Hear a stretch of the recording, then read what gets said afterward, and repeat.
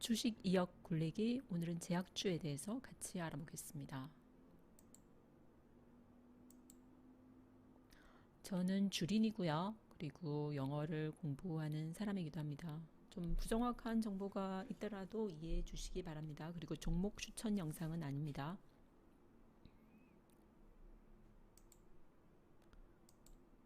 저는 부가로드입니다. 저는 보통 스탁을 살 때 보통 세 가지로 크게 나눠서 사는데요. 우선 S&P 500에서 일부 종목을 사고, 또 3분의 1은 나스닥에서 사고, 그리고 나머지 3분의 1은 어, 개별주를 삽니다. 개별주에서는 뭐 미국주도 사고, 한국주도 사고, 중국주도 사지만 90% 이상은 대개의 경우 미국주에서 사는 식으로 이제 주식을 고릅니다. 그래서 이번에 제가 조금 눈여겨보고 있는 종목은 개별주에서는 제약주고요. 제약주 각각의 대표적인 항목에 대해서 조금 살펴보겠습니다. 이건 2021년 네이처 리뷰에 실린 글인데요. 작년 2020년도에 약제라든지 이런 것이 이제 판매된 기준에 따라서 탑 10 companies 그리고 탑 10 drugs를 이제 발표한 글입니다. 위쪽에는 이제 컴퍼니가 나오고 아래쪽으로 이제 프로덕트, 이제 약재 자체가 나오는데요. 컴퍼니 중에서 이제 가장 대표적인 회사가 이제 로슈입니다. 로슈는 대개의 경우 항상 탑 5원 이제 컴퍼니라고 볼 수 있는데요. 항상 가장 많은 수익을 남기는 회사입니다. 두 번째가 이제 노바티스고요. 로슈와 노바티스는 이제 스위스 회사라서 저는 크게 관심은 없지만 유럽주화에 관심 있으신 분은 눈여겨 보실 필요가 있습니다. 셋째가 이제 에브비. 에브비는 2019년도에 비해서 2020년도에 굉장히 드럭 세일즈가 많이 늘어난 회사죠. 그다음에 네 번째가 잔슨앤잔슨. 이 순위는 그 제약회사의 전체 판매량이 아니고 그 제약회사에서 약제가 포지셔닝 하는 부분에 대한 이제 판매량이기 때문에 약제 그 제약회사 전체의 수익과는 조금 다릅니다. 무슨 말이냐면 로슈 같은 경우는 약제뿐만 아니라 여러 가지 진단 검사 툴도 팔고요. 잔슨앤잔슨 같은 경우는 약재만 파는 게 아니라 뭐 화장품이라든지 이런 것도 다 팔기 때문에 여기 나오는 것보다는 수익이 훨씬 큽니다. 그런데 지금 이 순위는 각각의 회사에서 판 약재만을 기준으로 지금 순위를 매긴 겁니다. 그래서 존슨앤존슨이 지금 에보비보다 아래쪽에 지금 내려가 있는 겁니다. 다섯 번째 순위가 이제 브리스톨 마이어스. 브리스톨 마이어스는 특히 2019년에서 2020년까지 굉장히 순위가 많이 올라갔는데요. 이거는 이제 브리스톨 마이어스가 2019년도에 셀진한 회사를 사들였기 때문입니다. 셀진이 다양한 항암제를 포함하고 있기 때문에 이런 드럭 세일즈도 크게 증가한 양상을 보이고 있습니다. 6위가 이제 멀크고요. 그 다음에 머크는 2019년, 2020년도에 비해서 크게 이제 증가한 양상은 보이지 않습니다. 비슷비슷하고요. 그리고 머크는 굉장히 큰 회사죠. 그 다음에 사노피, 그리고 여덟 번째가 파이저. 파이저 같은 경우는 2019년에 비해서 2020년도에 생산량이 많이 줄은 것으로 보이죠. 많이 감소한 것으로 보입니다. 하지만 다 아시는 것처럼 파이저는 2020년도에 코로나 백신이 나오면서 2021년도에는 이런 셀즈 양이 다시 많이 증가했습니다. 그리고 다음이 GSAK, 그리고 마지막이 타케다입니다. 그리고 아래쪽 표에서는 이제 각각의 프로덕트를 한번 보시겠습니다. 프로덕트를 보시면 가장 대표적인 약이 휴미라입니다. 휴미라는 몇 년 동안 베스트 셀링 드럭이었습니다. 이 약자는 이제 에브비라는 회사 거고요. 에브비라는 회사는 이 휴미라 외에도 지금 여덟 번째 보면 임브로비카라는 약제가 이제 에브비의 약제인데 에브비의 하나 조심하셔야 될 부분은 이 휴미라가 곧 특허가 끝난다는 겁니다. 아마 미국 외의 지역에서는 특허가 올해 아니면 내년으로 끝나는 걸로 알고 미국은 조금 더 몇 해 더 있긴 하지만 어, 특허가 끝나면 보통 이제 약제는 카피가 가능하기 때문에 주가의 변동에 조금 큰 영향을 미칠 수 있기 때문에 이제 에버비를 사실 때는 그런 부분을 조금 염두에 두셔야 되겠습니다. 휴메라를 제외하면 이제 키트루드라는 약제, 이제 머크의 키트루드라는 약제가 곧 뭐 세계 최고의 베스트셀링 드럭이 될 가능성이 가장 높은데요.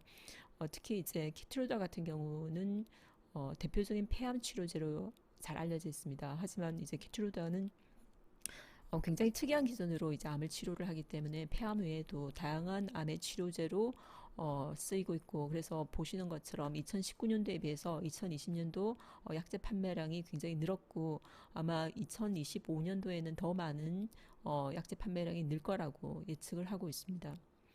다음이 세 번째가 브리스톨 마이어스의 레블리미드라는 약제인데, 브리스톨 마이어스 약제를 보면 레블리미드 그리고 엘리퀴스, 옵티모라고 해서 이 가장 많은 수익을 올린 10가지 약제 중에서 브리스톨 마이어스 약제가 3가지나 들어가 있습니다. 그리고 다섯 번째가 레스네론의 아일리아, 그리고 여섯 번째가 이제 잔슨앤잔슨의 스텔라, 그리고 옵티모, 임브로비카 말해드렸고, 그 다음에 아홉 번째가 글리어드의 빅탑이라는 약제입니다. 빅탑이라는 약제는 이 HIV 에이스 치료제입니다. 판매량이 2019년도에 비해서 2020년도에 늘었죠. 에이즈 치료제는 거의 길리어드가 잡고 있다고 생각하시면 되시고, 마지막 약제는 이제 자르투라는 바이오와 존슨앤존슨의 약제입니다.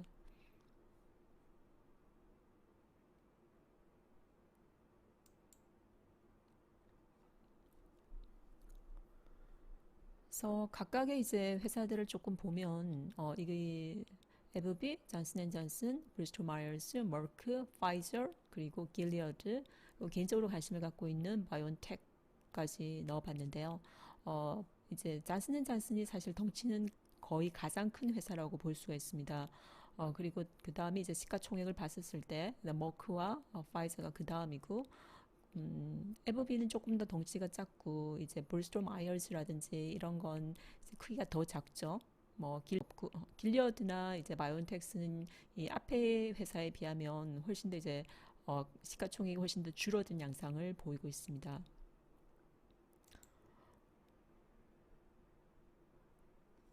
우리가 헬스케어의 PR은 20 정도고요. 지금 S&P의 PR이 거의 30이 훨씬 훌쩍 넘기 때문에 헬스케어 PR은 S&P 전체 PR을 고려할 때는 그렇게 높지가 않습니다. 여기 보이시는 회사 중에서는 머크가 그래도 가장 높은 P 레이쇼를 보이고요. 그에 비해서 파이저라든지 길리어드 바이오엔텍스 같은 경우는 PR이 상대적으로 그 헬스케어 전체 기준치보다도 약간 더 낮은 양상을 보이고 있습니다. 에버비의 경우는 2020년도에 비해서 trailing 12 months revenue니까 그 최근 12개월 이제 레버뉴를 보면 그 레버뉴가 이제 8빌리언 정도 증가했고요. 어닝은 2빌리언 정도 증가한 걸로 되어 있습니다. 그리고 잔슨앤잔슨 같은 경우는 7빌리언, 그리고 어닝은 이제 3빌리언 정도 증가했죠.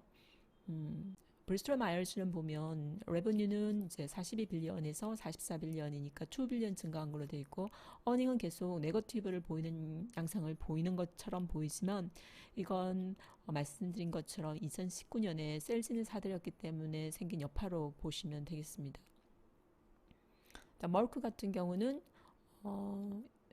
47빌리언에서 지금 50빌리언까지 증가했고요. 그 다음에 어닝이 사실 약간 감소하는 양상입니다. 이 부분의 머크에 대해서는 조금 나중에 다시 한번 자세하게 얘기를 하겠습니다.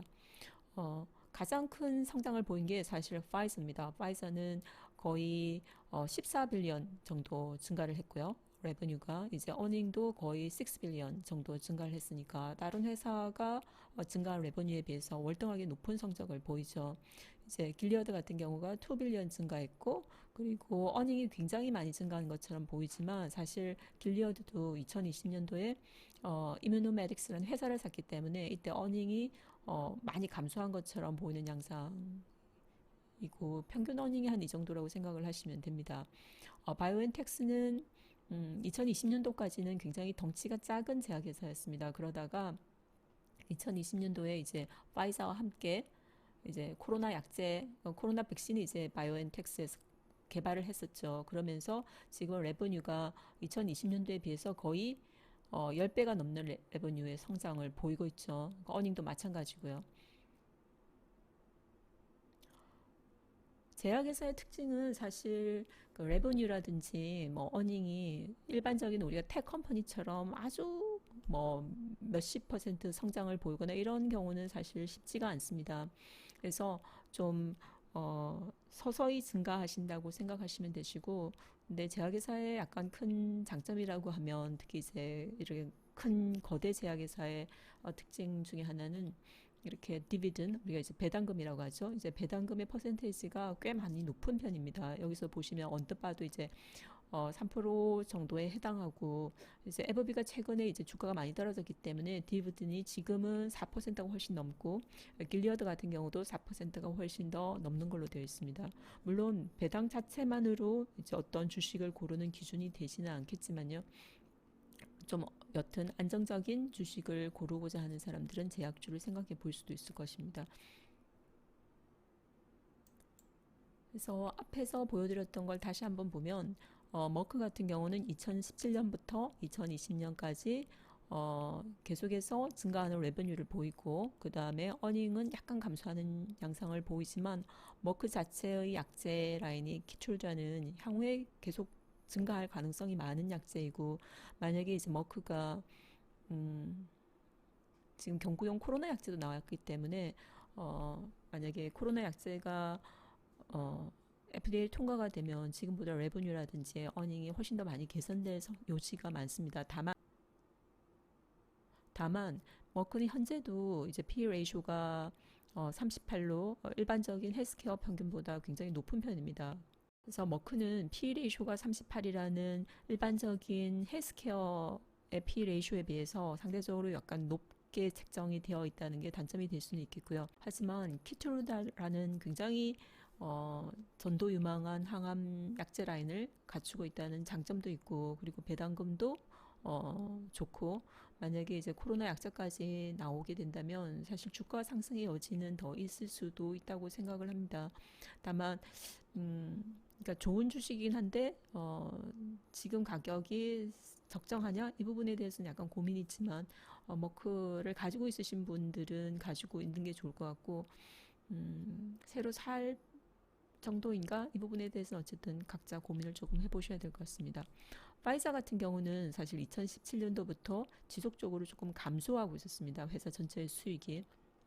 그래서 2020년도에 이제 코비드 19 백신이 나왔을 때 사실 CEO가 자신의 주식을 팔아서 또 주가가 약간 휘청한 그런 때도 있었죠. 하지만 파이자 백신은 지금은 전 세계에서 가장 널리 사용되는 코비드 19 백신 중에 하나이고, 2021년도에 이 코비드 백신이 계속해서 사용될 가능성이 굉장히 지금 높기 때문에 그런 면을 생각한다면 주가가 좀 상승할 여력이 있지 않을까 이런 생각도 해볼 수 있습니다. 브리스톨 마이어스는 사실 그림만을 봐서는 절대 조금 사서는 곤란한 회사이기도 하죠. 사실 어닝이 계속 몇 해나 이제 네거티브를 보이긴 하지만 사실은 레베뉴가 증가하고 있고 약재 라인은 잘 포진되어 있고 이게 쌀진을 샀기 때문에 이렇게 네거티브를 보이는 거기 때문에 재무제표만으로 봤었을 때 설명되지 않은 여러 가지 면들이 있다는 것을 조금 아셔야 할 수도 있습니다. 음. 그 다음에 이제 길리어드도 마찬가지로 이제 이뮤노메딕스를 사면서 이제 어닝이 주저앉은 것처럼 이제 보이는 양상이기도 한데요. 사실은 어닝은 그냥 뭐 5 빌리언 정도이고, 레브뉴는 거의 뭐 비슷한데, 길리어드는 그 에이즈 치료제 회사 중에서 가장 선두적인 회사 중에 하나라고 말씀을 드렸습니다. 뿐만 아니라 어, 코비드 19의 치료제 중에 하나인 그 렘데시빌 제약회사이기도 하기 때문에 머크가 지금 경구용 약제로 채택된 거는 아직은 이제 경증 또는 뭐 이제 경중증 정도 환자들에게 사용될 가능성이 많기 때문에 렘데시빌가 어, 치료제에서 어떤 포지션을 차지하는 부분이 향후에도 어느 정도는 있을 거라고 생각을 합니다. 마지막으로 볼 게 이제 바이오엔텍스. 바이오엔텍스는 어, 2019년까지만 해도 레버뉴가 그렇게 별 볼 일도 없었고 이제 어닝은 계속 네거티브였던 회사였습니다. 이러다가 2020년도 이제 코비드 19 백신이 나오면서 레버뉴가 2020년도에 올랐고 2021년도 때는 7 빌리언이니까 뭐 거의 10배가 넘게 뭐 성장을 한 회사죠. 그런데도 아직 뭐 P 레이쇼는 뭐 20이 되지 않는 회사이기도 합니다. 우선 첫 번째 뉴스는 이제 화이자가 FDA에게 코비드 19 백신 승인을 요청했다는 것이고 특히 이제 어, 아동들에게 요청한 거죠. 그 아동 나이가 보통 이제 5세에서 12세의 나이인데요. 지금도 12세 이상에서는 그 파이자 백신을 쓰고 있습니다. 그런데 그 연령을 훨씬 더 낮춰서 5세에서 12세까지에도 그 백신을 맞추게 해달라고 지금 승인 요청을 한 거고, 그래서 이제 파이자와 바이오엔텍의 그 백신이 아마 통과가 될 거라는 게 첫 번째 기사고요. 영국 같은 경우는 이제 아동에게 백신 맞추는 거를 좀 많이 망설이는 경향이 있다고 합니다. 근데 이제 아무래도 아동들이니까 약제 부작용도 걱정이 되고 이렇게 충분히 망설일 수 있다고 생각을 하거든요. 근데 문제가 최근에 이제 영국에서 감염 이제 근데 문제가 영국에서 최근 생긴 감염의 3분의 1 이상은 10세에서 19세 사이, 즉 백신을 맞기를 좀 망설였던 이런 젊은 군에서 많이 생기고 있기 때문에 학교가 개학을 하고 뭔가 계속 학교 생활을 한다든지 이제 친구들과 이런 단체 생활을 하게 된다면 코로나가 전체적으로 유행하는 거는 특히 이제 백신을 맞지 않으면 시간 문제일 겁니다. 지금 영국에서도 청소년에게 백신 하는 거를 권하고 있다, 뭐 이런 내용이고요. 세 번째 기사는 백신의 작용 기간에 대한 내용입니다. 그래서 일반적으로 우리 백신은 어, 작용 기간이 백신마다 약간 다릅니다. 그래서 A형 간염 같은 경우는 뭐 20년, 그리고 뭐 파상풍 같은 경우는 이제 10년인데 독감이나 이제 코로나 백신 같은 경우는 아마 1년 정도일 거라고 지금 예측을 하고 있기 때문에 코로나가 계속해서 이렇게 강력하게 전파되는 바이러스라고 생각을 한다면 지금의 독감과 마찬가지로 해마다 백신을 맞아야 할 가능성이 많다라는 결론이 나올 수도 있겠죠.